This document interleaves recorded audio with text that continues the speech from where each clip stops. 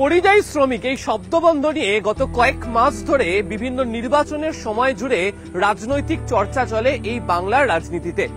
কখনো শাসক দল বা সরকার পক্ষ উল্লেখ করেন যে পরিযায়ী শ্রমিকদের জন্য তারা কি ধরনের উন্নয়নমূলক প্রকল্প গ্রহণ করেছেন, কি ধরনের সামাজিক প্রকল্প তাদের জন্য গ্রহণ করা হয়েছে এবং সেই সামাজিক প্রকল্পের সুফল যাতে তারা প্রত্যেকে পান সে বিষয় নিয়ে দেখার ব্যবস্থাও করা হয়েছে।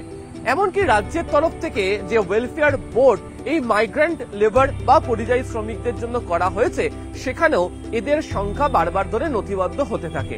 যদিও এই নাম নিয়ে অর্থাৎ এই পরিযায়ী শ্রমিক বিষয়কে ঘিরে চর্চা শুরু হয় বেশ কয়েক বছর আগে থেকে। 2021-এর বিধানসভা নির্বাচনের আগে 2020-তে যখন কোভিড আসে তখন এই কোভিড সময়ে জুড়েই এই পরিযায়ী শ্রমিকদেরকে নিয়ে নানা রকমের চর্চা চলতে থাকে।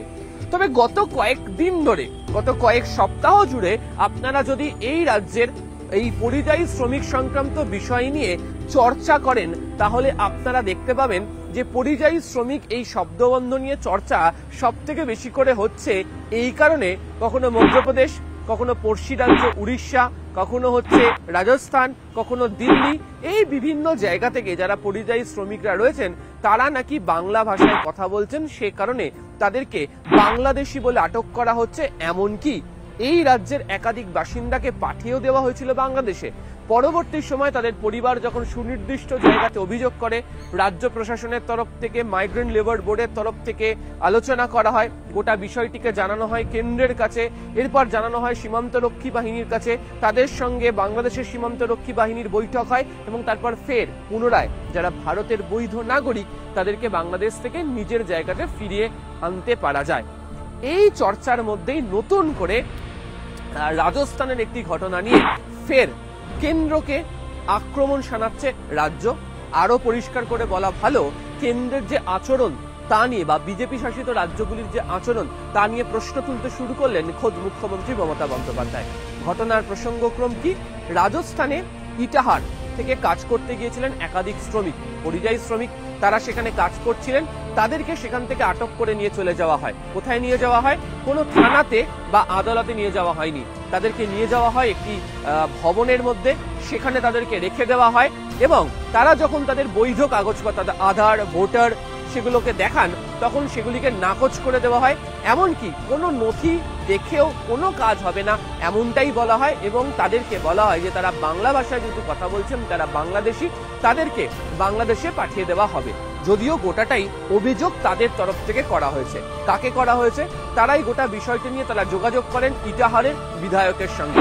ইটাহারের বিধায়ক গোটা বিষয়টি সম্পর্কে জানতে চেয়ে তাদের কাছ থেকে ছবি, ভিডিও নিয়ে আসেন।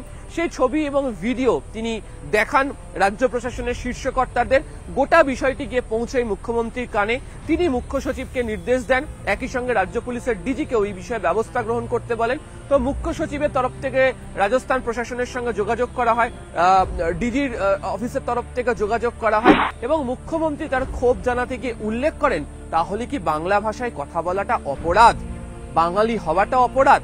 প্রচুর পরিযায়ী শ্রমিক তারা তো পশ্চিমবঙ্গে এসেও কাজ করে, কই তাদের সাথে তো বাংলায় এ ধরনের আচরণ করা হয় না? কিছুদিন আগে মহারাষ্ট্র, কখনো মধ্যপ্রদেশ, কখনো রাজস্থান, বিজেপি শাসিত রাজ্যগুলিতে কেন বারবার বাংলায় কথা বলা বাঙালি পরিযায়ী শ্রমিকদের আক্রান্ত হতে হচ্ছে তা নিয়ে প্রশ্ন তুলতে তিনি শুরু করেন। একই সঙ্গে গোটা বিষয়টিকে নিয়ে আদৌ প্রধানমন্ত্রী অভিহিত কিনা সেই বিষয়টাও প্রশ্নে উল্লেখিত হয়।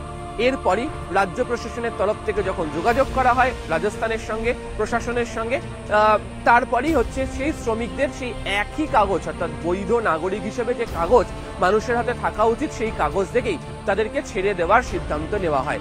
আর এই অবস্থাতে দাঁড়িয়ে রাজনৈতিকভাবে বিজেপি শাসিত রাজ্যগুলিতে এই সমস্ত শ্রমিকদের বারবার ধরে আটক করে রাখার ঘটনা নিয়ে ক্ষোভ প্রকাশ করেছে শাসক দল তৃণমূল কংগ্রেস। অবশ্যই মুখ্যমন্ত্রী, তিনি আবার তৃণমূল কংগ্রেসের চেয়ারপারসন, তার বক্তব্যের যে জায়গা, বারবার যদি এই ধরনের আচরণ করা হয় তাহলে কোথাও তিনি বুঝিয়ে দেওয়ার চেষ্টা করেছেন এর পিছনে কোথাও কোনো সূক্ষ্ম রাজনীতি রয়ে গিয়েছে।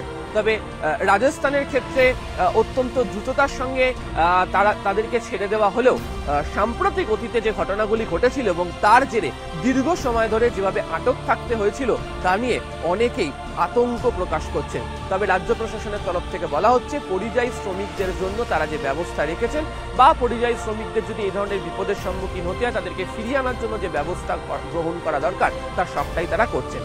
ফলে অনেকেই বলছেন 2026-এর বিধানসভা নির্বাচনের আগে নিয়োগ, কর্মসংস্থান তা নিয়ে তো বিরোধীরা অনেক প্রশ্ন তুলছে, আর সেখানে এই পরিযায়ী শ্রমিক শব্দবন্ধ বারবার রাজনৈতিক কারণে ব্যবহার হতে পারে। আর এই ব্যবহার হওয়ার জায়গাতেই এই শ্রমিকদেরকে বিজেপি শাসিত রাজ্যে আটকে পড়া বা আটকে রাখার ঘটনাকে ঘিরেও সরব হবে এই রাজ্য রাজনীতি।